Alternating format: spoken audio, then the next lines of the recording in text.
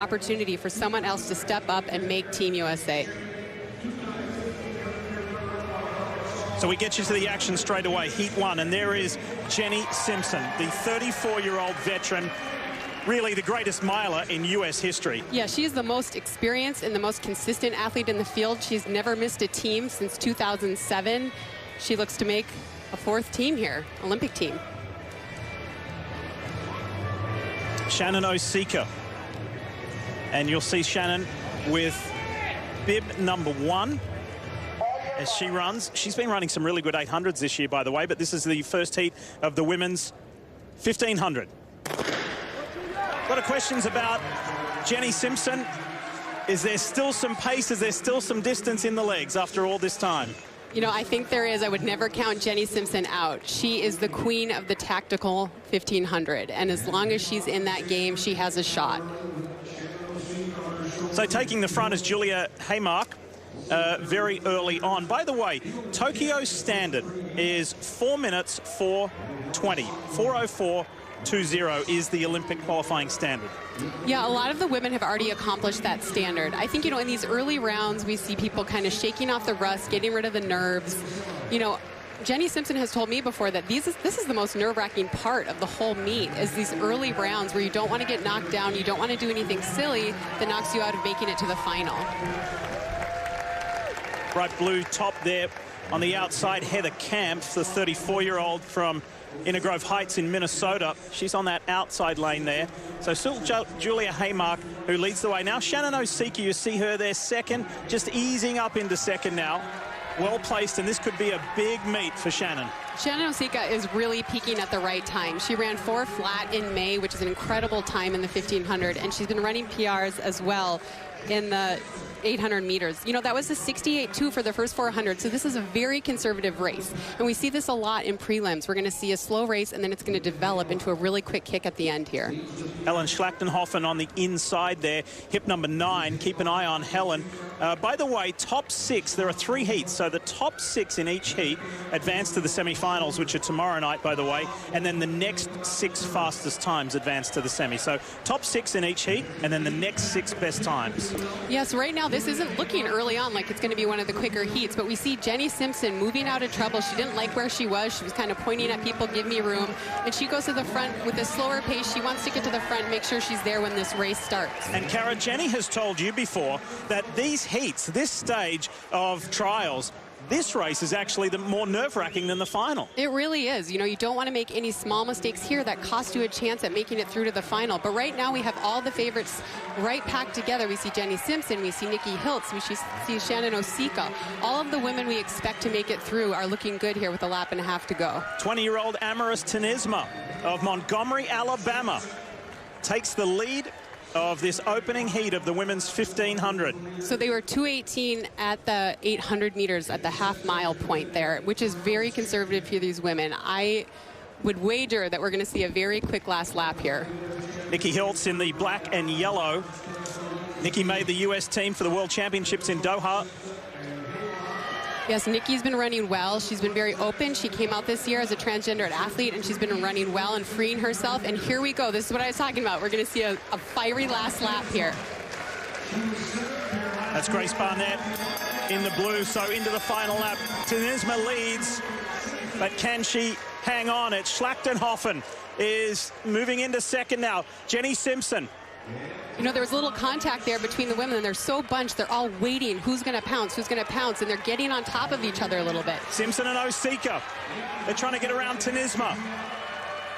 And they're moving now. Look at this. This is so bunched. Now everyone's striving for their position. They only have to be in the top 6. It doesn't matter what time they run as long as they're in the top 6 finishers here. It's Grace Barnett, the 25-year-old from Pawleys Island, South Carolina, who leads. And then it's Shannon Osika. Nikki Hiltz on the outside of Jenny Simpson. This looks like a pack of 7 in the front here. One of these people is going to get left behind as we come through now to the finish. Reminding you that the top 6 advance to tomorrow night's semi plus the next 6 times from the heats. It's Nikki Hiltz in the black and yellow on the outside. Jenny Simpson on the inside. Here comes Jenny. She goes past Barnett. It's Hiltz and Simpson.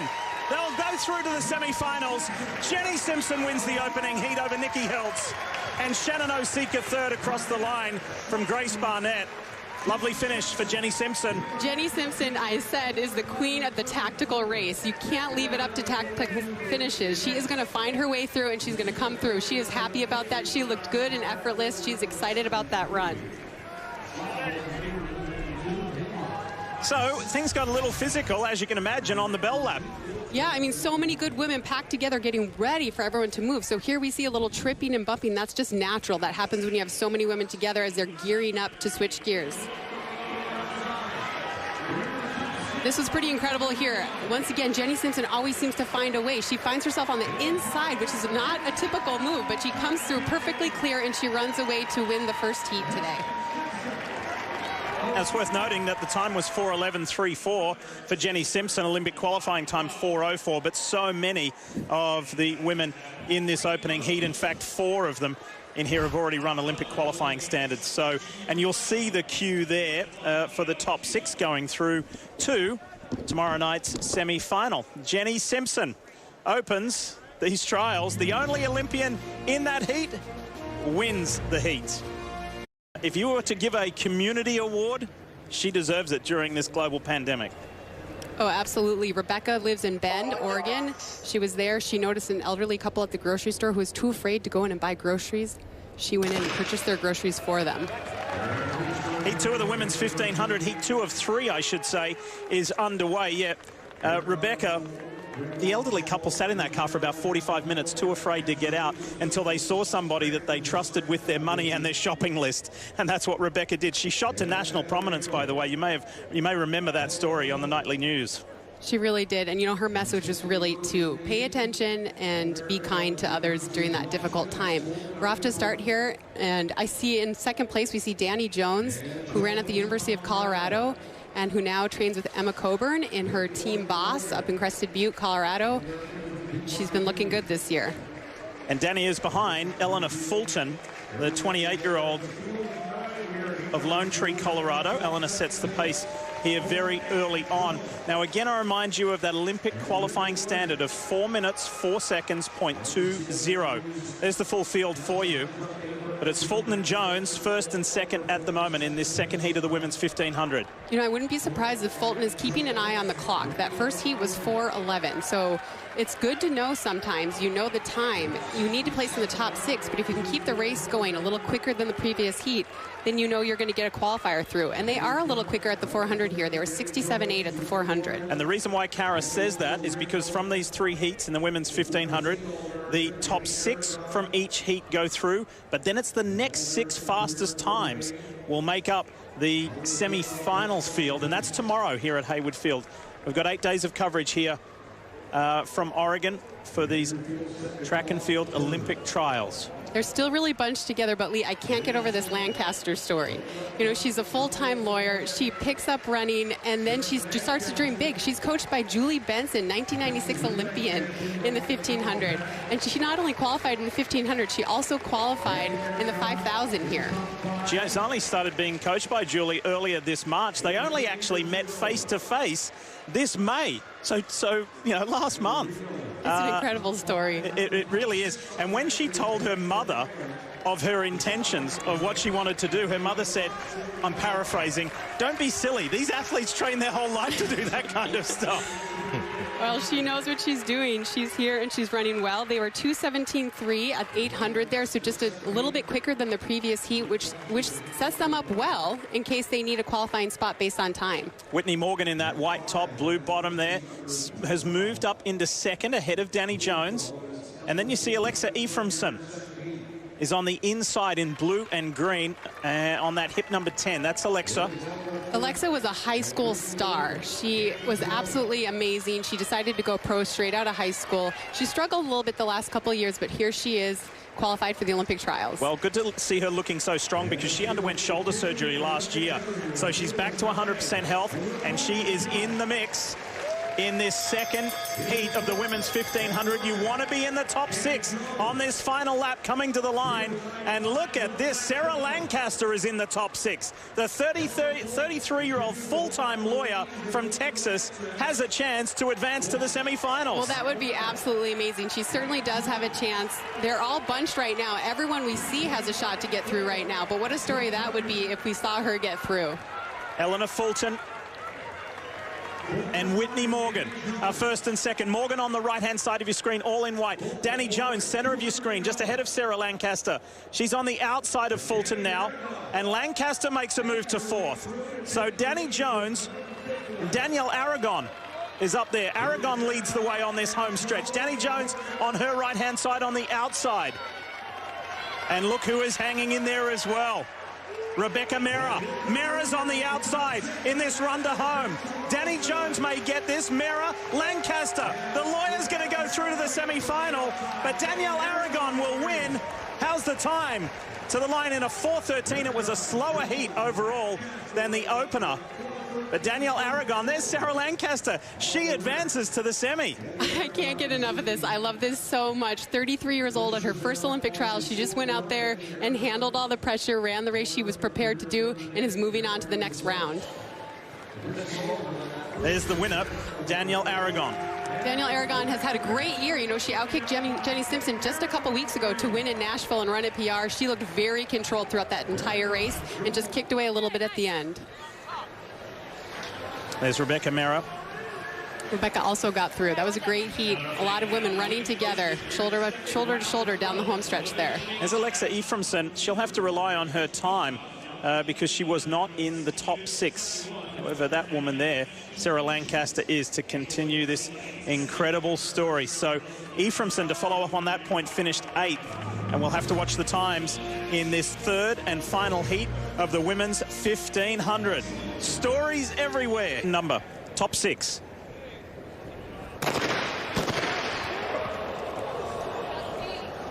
This is unusual. All right, no false start. And no false start. You know, you really don't see false starts in distance events, really hardly ever, if ever. So this is very unusual. I'm sure these women are caught off guard by this. Now they have to, you know, regain their composure, refocus, and get ready to start again. Did you see anything obvious? I didn't. No. Take 2, let's do it again for heat 3 in the women's 1500 meters.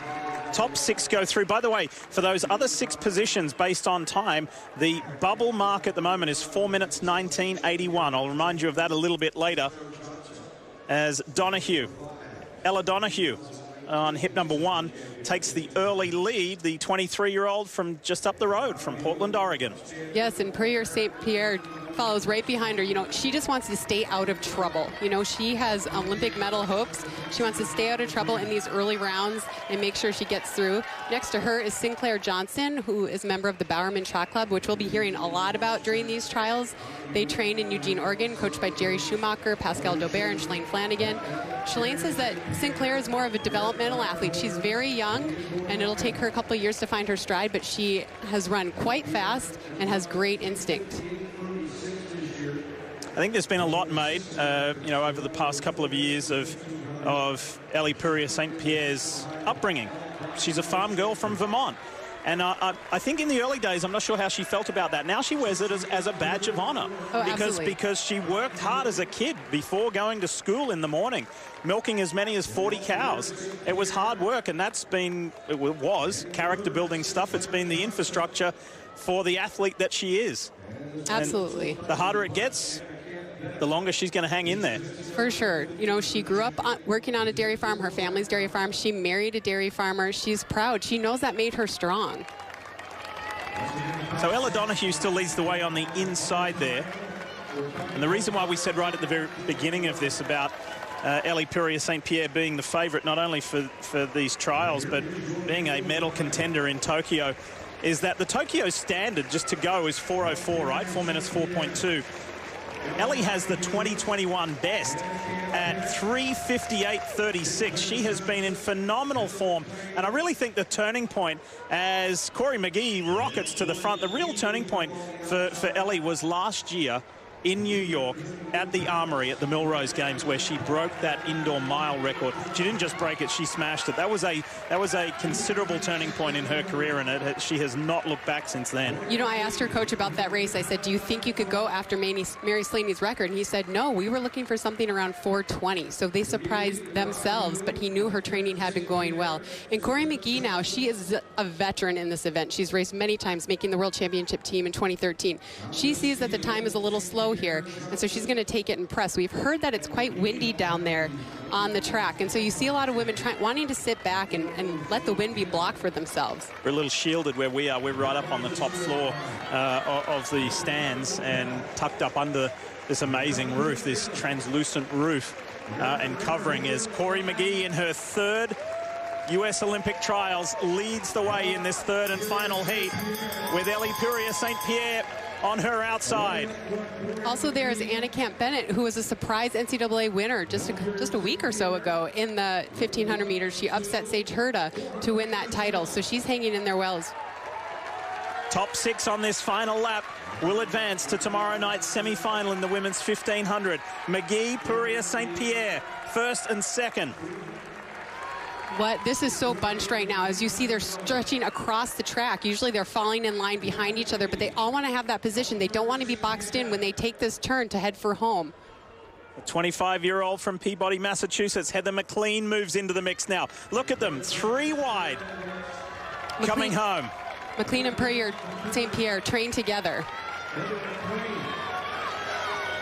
In the background, too, is Lauren Johnson. Lauren Johnson has a shot at making the top 6. Ellie Purier St. Pierre now picks up the pace to take it home. How does it compare to the previous 2? As Ellie wins heat 3, 4:11.78. And that's more on pace with the opening heat won by Jenny Simpson. The last 400 of that race was 62 points, so that was a quick finish for these women. I'm sure that Purier St. Pierre is just relieved to be through this first heat. She got through with her teammate who she trains with, Heather McLean, who's very fit as well, and it's just relief at this point to get through to the next round. They finished 1-2. Purier St. Pierre and McLean. This is how they came home. On the home stretch here, there's branched so far apart here. Everyone wants to make sure they have room. No one wants to get tripped up. There was a clear set of 6 here, and they all get through. We even see Eccleston here coming through in the back. So they're all stretched out, and at the very end, Purier St. Pierre said, you know what, I'm going to take it. I'm going to stride out a little bit and take this heat, take the win. Well, Amanda Eccleston knows what it's like to miss out at the U.S. Olympic trials, so she was going to make sure that she was at least going through to the semis tomorrow night as she came home in the top 6 to guarantee her spot tomorrow night. So based on that fast speed of that third heat, all 9 in that heat will actually advance to tomorrow night's semi-final. Lewis, that was a quick one. Here's Lewis Johnson. All right, Ellie, with great expectations is one thing, but coming out and negotiating these early rounds is something different. How did you approach this first pre-lit? You know, I just took everybody really seriously and knew that, you know, you can't just show up and get through. So, you know, we just try to make it honest and finish in the top 6. See, Heather, you guys are teammates. Yes, so we what's are. it like to share this experience together? It's honestly amazing. I couldn't think of better people to be here with, and me and Ellie are like best friends and teammates, so getting to do this together is just an honor. All righty, congrats. We'll see you guys in the semis, okay? Thank you. Lee? Good work to get themselves into the semi-final. That's tomorrow night, but you know.